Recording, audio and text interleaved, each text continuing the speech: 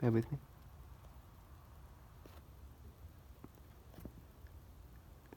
I think that's as good as you're going to get with the light. Yeah.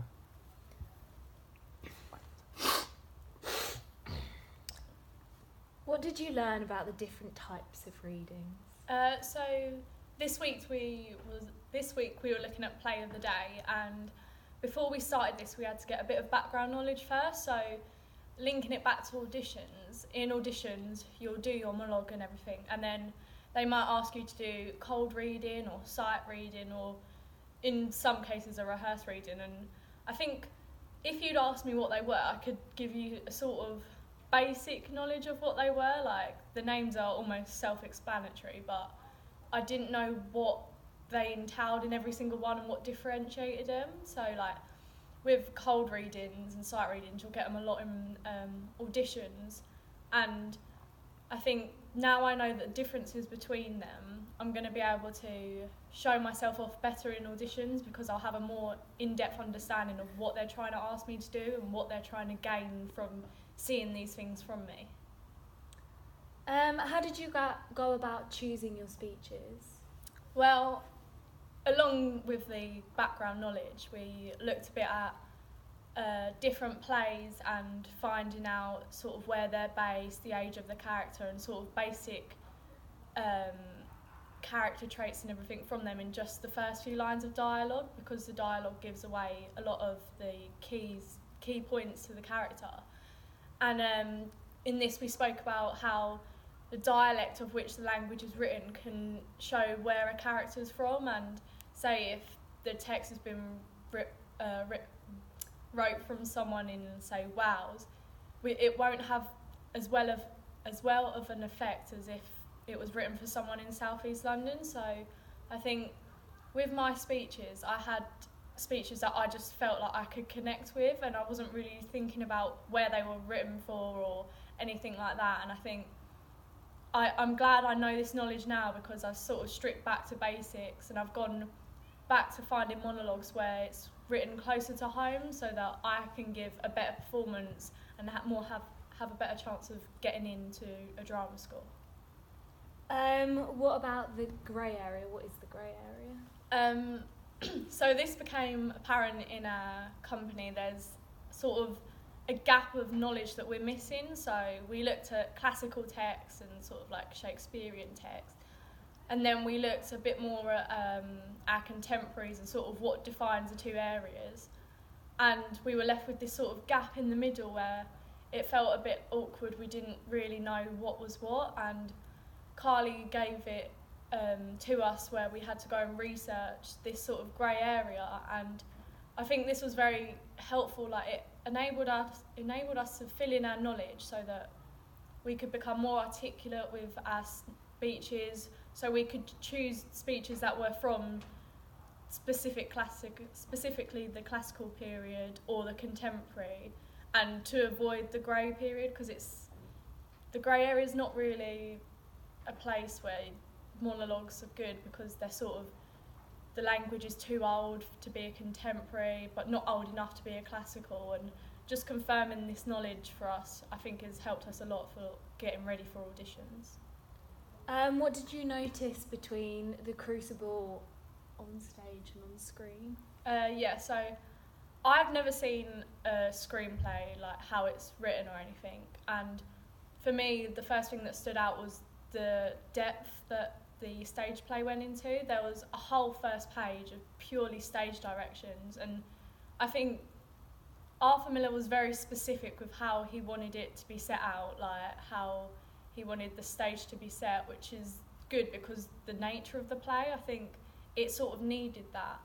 And it goes into so many different locations, which is quite hard to show on stage because you can't have that many sets or anything. Whereas on screen, we looked at it and there was so many different locations within like the first couple of pages, which just shows how more advanced film is. Like, you can do so many more things with it, but contrasting to that, when looking at the stage play, the text goes a lot deeper into it. I feel like the camera does a lot of work on the screenplay that the actors have to do on stage. So it was just looking at the differences between that and just seeing how different the two things are, because everyone sort of will say, oh, I'm a stage actor, I'm a screen actor, and it's not really that. The actor sort of does the same job. It's more the differences between like the camera being there and everything.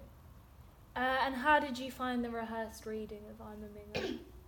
So the whole process was quite rushed. We done a rehearsed reading of the play in the morning, which went quite well. It was hard to keep the energy up because where it's meant to be originally a one-woman show and she's swapping characters every now and then, we had to do that ourselves, and each time we had to bring in a new energy and try and keep it up, because Katie, the main character, who I played in the rehearsed reading, she has a lot of dialogue and she has to drive it home, and it's hard for her to keep up in the energy if other characters are coming in and bringing it down, so that was hard. But we got through it, and we sort of saw the nature of the play. It was a bit bipolar. It sort of had its really high moments and really low, and it was sort of just, we had to get our head around how quickly things were changing and how agile we had to be as an actor to be able to portray this. And then in the afternoon we looked a bit about casting, so we all read for, so the female characters, we all read for, all the girls read for Katie, and we decided that Molly would be best to portray Katie, as she had the youth in her, she had the innocence, she had the likeability in her. And we sort of divided up the characters then as we went on.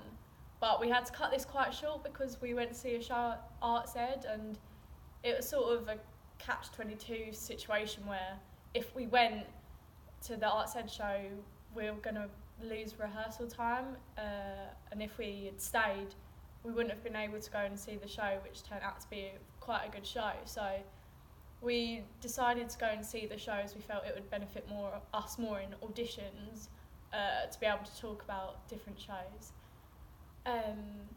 So when we eventually come back in the day after, we had to work twice as hard to get through the I'm a Minger show. But I think on a whole it went quite well. Molly done an amazing job at carrying the show. I don't think I could have done as good of a job as her. She had a lot of dialogue, and I think I'm a person who falls into the trap of matching people's energy. So if someone comes on stage and brings me a low energy, I'll match that and I won't up it because I'm not aware of it. I think with more training I'd be able to get out of this, and I reckon I could gain the skills to do a one-woman show, but it would take me a bit longer than to do what Molly done there. What about the process of creating Pot of Gold? Pot of Gold was quite hard. We were given the beginning of the play, which was written by Plautus, and because it was a Roman play, it was almost in the grey area, so we didn't have a lot of knowledge about it. And with the Pot of Gold, it's a Roman comedy, but the end is missing, and it's just been lost through time.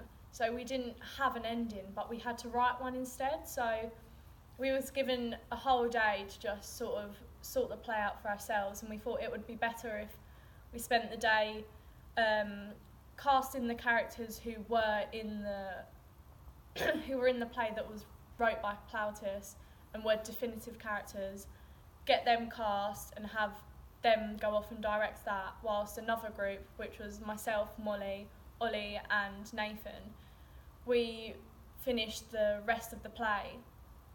And I think our dynamic in that group was quite well. Me and Nathan took on the role of researching things, because where it was from the Roman period, we didn't want it to be too modern or anything, and then Molly and Ollie were taking it in turns to write the piece.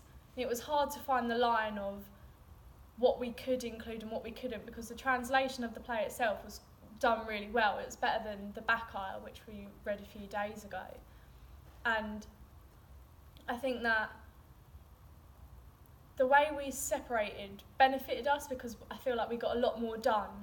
However, when we went away, there was sort of a bit of a too many chefs situation in the other group, where we said to just direct one person, like have one director, so they had like the overall decision, but I think people wanted to add their own little flair to it, and it got too many people involved, which I think didn't benefit us at all. I think it sort of hindered us, and I think people do want to have a chance to direct, but I think there's a time and a place, and I don't think we realised that at that point, so it did create quite a bad energy in the room.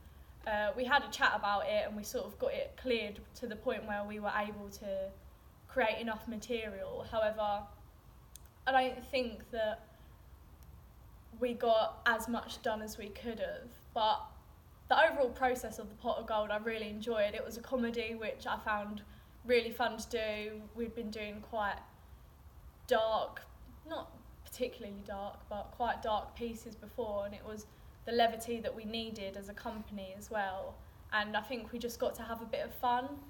I think we've learned from the feedback that we were given from it, because Carly went quite into depth about this, but it definitely helped us being able to just be left to our own devices, because I think we've learned more from that than we would have if Carly had been there doing it with us.